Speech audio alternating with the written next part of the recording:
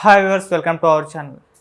So ఏపీలో ఒక సంచలనమైన incident అయితే జరిగింది. అదేంటంటే వైకాపా జెండాని కాల్చేశారన్న ఒక ఆరోపణలతో టీడీపీ కార్యకర్త చంద్రమోహన్ పైన పోలీసులు అరెస్ట్ చేశారు, నగ్నంగా ఊరేగించారు. సో ఈ ఘటన మొత్తం కూడా సంచలనం అయితే రేపింది. సో ఈ అంశం మీద డిస్కస్ చేయడానికి ప్రజెంట్ మనతో పాటు సీనియర్ జర్నలిస్ట్ జగదేవ్ గారు ఉన్నారు. వారితో ఒకసారి డిస్కస్ చేద్దాం. నమస్కారం సార్. నమస్తే సార్, ఆ ఫొటోస్ మీ విజువల్స్ మీరు చూసే ఉంటారు కదా, అంటే జస్ట్ ఒక వైకాపా పార్టీ ఆ జెండాను కాల్చేస్తున్న ఒక ఆరోపణతో మాత్రమే ఇదంతా చేయడం చూస్తున్నాం. సో దీనిపైన లోకేష్ గారు కూడా ట్వీట్ చేయడం ఇవన్నీ చూస్తున్నాం. సార్, ఈ అంశం పైన మీ ఒపీనియన్ ఏంటి సార్?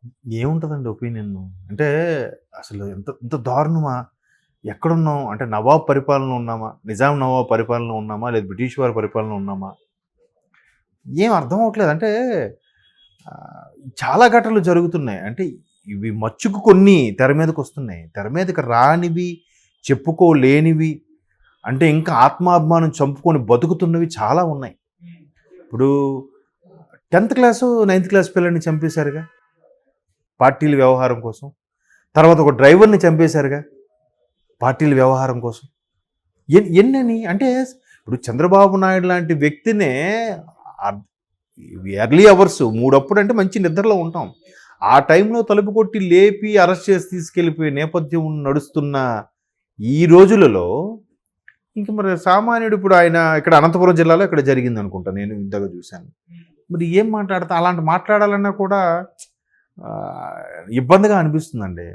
పోనీ అక్కడ అధికారులు ఏదో రాజకీయ నాయకులు ఏదో చెప్పారు అనుకుందాం, అధికారులు వీళ్ళు బుద్ధి జ్ఞానం ఏమైంది అసలు? అంత అంటే నిజంగా అలా జరిగిందా, లేదంటే వీళ్ళు ఏమైనా చేస్తున్నారా అని ఒక రకమైన డౌటు, భయంతో కూడిన డౌట్ వస్తుంది నాకు. అరే మరీ అంత ఓన్లీ బట్టలుడు కొడతారంటే ఊరికే అట్లీస్ట్ ఇన్నర్స్తో డ్రాయర్తో పెట్టి కుట్టారేమో అని అనుకుంటే, పూర్తిగా నగ్నంగా చేసి నడిపించి చేస్తున్నారంటే ఏం మాట్లాడలేమండి. ఎందుకంటే దారుణంగా ఉంది. కొంతమంది చెప్తుంటే అరే ఎక్కడో జరుగుతున్నాయిలే, ఎక్కడో జరిగాయిలే, ఏదో పాకిస్తాన్లో జరిగిందిలే, లేదా ఒకప్పుడు నిజాం నవాబు మొన్న కాశ్మీర్ పండిట్లకు సంబంధించి, ఆ తర్వాత ఇప్పుడు రజాకార్ ఫైల్స్ అనే ఓ సినిమా అంటున్నారు, మరి వచ్చిందో లేదో నాకు తెలియదు. సో అటువంటి దాంట్లో అటువంటి సన్నివేశాలు పెట్టారనన్నా, సో అప్పుడు ఎంత దారుణంగా జరిగేవా, ఓకే ఒక అమ్మాయిని బట్టలు ఇప్పేసి బతుకమ్మ ఆడించారని, లేదంటే ఒక అమ్మాయిని ఏ విధంగా మానభంగం చేయాలో అన్ని రకాలుగా చేసి బతుకున్న అమ్మాయిని నీరు లేని బావిలో పడేశారని, తర్వాత పటకారులతో దాన్ని ఏమంటారు మర్మావయవాల్ని కూడా పట్టుకొని లాగారని, రకరకాలుగా అది చదివితేనే ఒళ్ళు గగురు పుట్టేలాగా అదొకలాగా అనిపిస్తుంది కదా, బాగా బాధ అనిపిస్తుంది. ఇప్పుడు మళ్ళీ అట్లాగా రిపీట్ అయ్యారంటే ఏం మాట్లాడతాం చెప్పండి? అంటే దీని మీద నాయకులు వాళ్ళు కొంతమంది ఫైట్ చేస్తున్న కాడ ఫైట్ చేయడానికి కూడా భయపడుతున్నారు, మళ్ళీ వాళ్ళని ఏం చేస్తారు అని కదా. పోనీ ఆ నాయకులు ఏదో చెప్పారు, వాడికి బుద్ధి వచ్చేలాగా బుద్ధి చెప్పండి అని చెప్పొచ్చు, మరీ ఇలాగ బట్టలు చెప్పమని చెప్పరుగా. అంటే అధికారులు కొంతమంది పార్టీలను ఓన్ చేసుకుంటున్నారేమో నా అభిప్రాయం. ఇప్పుడు మొన్న చంద్రబాబు గారు అరెస్ట్ విషయం తీసుకోండి, సిఐడి వాళ్ళు చేసి ప్రవర్తన తీరు, లేదా అక్కడ అడ్వకేట్లు చేసిన తీరు, అవన్నీ పర్సనల్గా అంటే ఒక న్యాయ వ్యవస్థకి అందరికీ సమానంగా ఉండాల్సిన పరిస్థితుల్లో ఆ పార్టీని ఓన్ చేసుకొని, ఆ నాయకుల్ని అభిమానించి ఓన్ చేసుకొని ప్రవర్తిస్తున్న తీరులాగా అనిపిస్తుంది నాకు కదా. అది ఎంతవరకు కరెక్ట్ అంటే ఏం మాట్లాడలేం. ఇంకా ఎక్కడున్నాయి చట్టాలు, కోర్టులు, పోలీసులు, ఇవన్నీ కూడా జనరల్గా కోర్టులు వాటికి ఏమైనా ఒకవేళ అలా జరిగినందుకు మానవ హక్కుల సంఘమో లేదా మరొకటో వెళ్ళి కేసు వేశారు అనుకోండి, అలా చేసిన వాడికి మహా అయితే ఏం చేస్తారు, సస్పెండ్ చేస్తారు కదా, లేదా వాడికి ఒక ఎక్స్ప్లెనేషను, ఆడు మళ్ళీ దానికి ఇంకెంతో డబ్బులు ఖర్చు పెట్టి రిపోర్ట్ రాయించుకోవడం, మళ్ళీ జాయిన్ అవ్వడం, లేదా వాడి మీద శిక్ష విధిస్తే అమలు చేయాల్సింది ఎవరు? పోలీసులు, చట్టం. వాళ్ళే అమలు చేయకుండా లైట్ తీసుకుంటే, న్యాయమూర్తి జడ్జి గారు వచ్చి దగ్గరుండి ఆయన అమలు చేయించడు కదా, ఆయన తీర్పిచ్చే వరకే. మరి ఇలాంటి దారుణమైన ఘటనలు చూస్తే ఇప్పుడు ఇదేమవుతుందంటే అన్యాయం జరిగింది. నెక్స్ట్ పొరపాటున ఈ వ్యక్తి టీడీపీ గవర్నమెంట్ వచ్చిన తర్వాత ఈయనకి ఒక కీలకమైన పదవి, ఒక మంచి పౌరుషంగా ఉన్నాడు అనుకోండి, ఎవరెవరైతే ఇలా చేశారో ఇంక వాడి మీద కక్ష పెట్టుకొని వాడి మీద కత్తి తీయడం, జరుగుతాయి. అంటే ముందు ఈ చర్యకు పూనుకున్నోడిని ముందు కట్టడి చేయాలి. ఎంతగా చేసిన వాడు ఊర్లోన, దేశంలోన, ప్రజల్లోన పరువు పోయింది, మానవ అభిమానాలు పోయాయని చెప్పి కుటుంబ సభ్యులంతా ఏమైనా అయితే పరిస్థితి ఏంటండి? అలాగ అయినప్పుడు ఆ నెక్స్ట్ జనరేషన్ వాళ్ళు వాళ్ళ మీద పగ పెంచేసుకుంటే మరి అవే కదా ఫ్యాక్షనిస్ట్ గొడవలు అంటే. నేను ఇది చేశాను, నువ్వు అది చేశాను, చెల్లికి చెల్లు అయిపోయిందంటే ఎందుకు ఆపుతాడు? ఫస్ట్ నువ్వు చేసావురా బాబు, అందుకే నేను చేశానని వీడు అంటాడు. లేదు ముందు నువ్వు జెండా కాల్చా కాబట్టి ఇలా జెండా కాల్చితే అలా చేసేస్తారని. అదేనా జాతీయ జెండానా? ఇప్పుడు మీరు అబ్జర్వ్ చేస్తే సినిమాల్లో కూడా చివరిగా తీర్పు ఇచ్చినప్పుడు చెప్తుంటారు కఠిన కారాగార శిక్ష విధించడమైనదని. అట్లా ఎవరికి ఉండదటండి.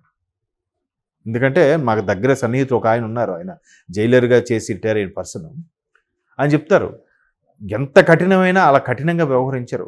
మరీ కరడగట్టిన వాళ్ళు ఉంటే వాళ్ళకి సింగిల్గా ఒక సెల్లో పెడతారేమో కానీ, లేదా వాళ్ళు మరీ దారికి రాకపోతే, మరీ పరిస్థితులు విపరీతంగా ఉంటే వాళ్ళకి సెపరేట్గా ఒక డార్క్ రూమ్లో పెట్టడం చేస్తారు కానీ ఇట్లా చిత్రహింసలు పెట్టడం ఉండదు. అవును. నెక్స్ట్ సెల్లో ఎప్పుడు కూడా అతను చెప్పే అంశం ఏంటంటే ఒకరు లేదా ముగ్గురు అంతకన్నా ఎక్కువ మంది ఉండొచ్చు కానీ ఇద్దరిని ఎప్పుడు పెట్టరంట ఒకే సెల్లో. ఎందుకు పెట్టరు? ఇద్దరు ఒక సెల్లో ఉన్నప్పుడు ఒక వ్యక్తి ఏ కారణం చూదని చనిపోయారు అనుకోండి, విట్నెస్ ఎవరు? ఈ వ్యక్తే.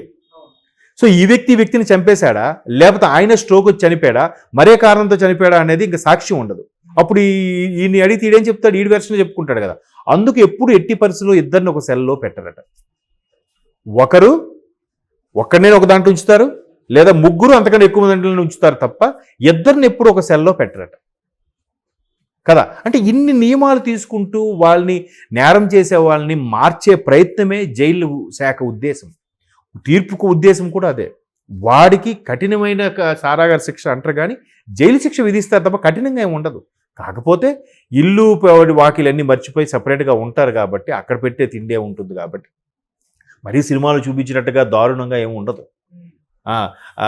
పురుగులు పట్టిన అన్నం అని లేదంటే అసహ్యంగా అలాగే ఉండదండి.